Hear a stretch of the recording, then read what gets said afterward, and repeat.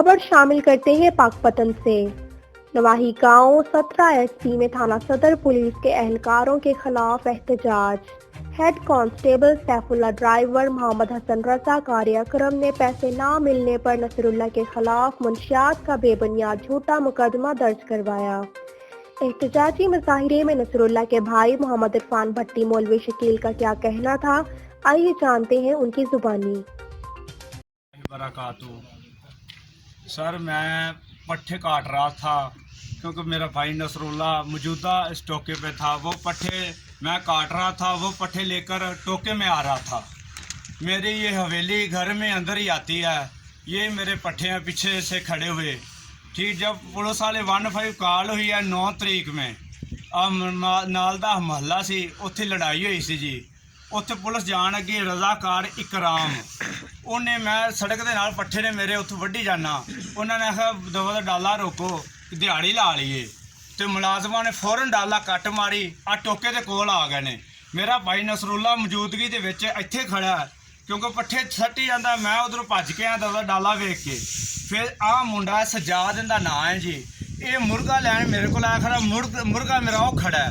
ये मुर्गा लैन आया डाले दे विच, इनू भी बिठा लिया, नसरुल्ला ने भी बिठा लिया। मैं पूछा पुलिस वाले को, भाई जान की गल हुई? असी जी तलाशी लैनी है।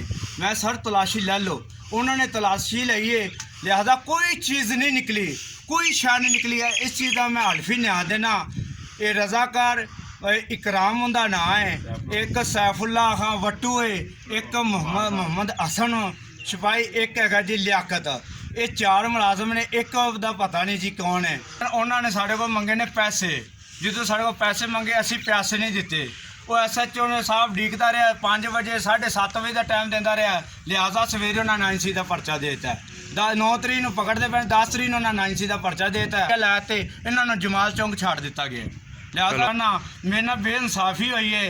और इमरान खान तेनों असी दुआवां देने, जब तक इमरान खान रहेगा उन्होंने तक इंशाल्लाह इंसाफ चलता ही रहेगा दुनिया ते। पंजाब वजीरे आला और IG साहब, ये झूठा परचा होया गया जी।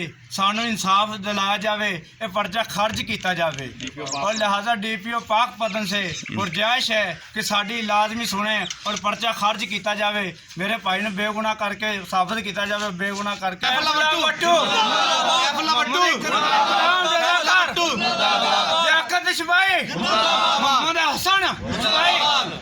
जिंदाबाद।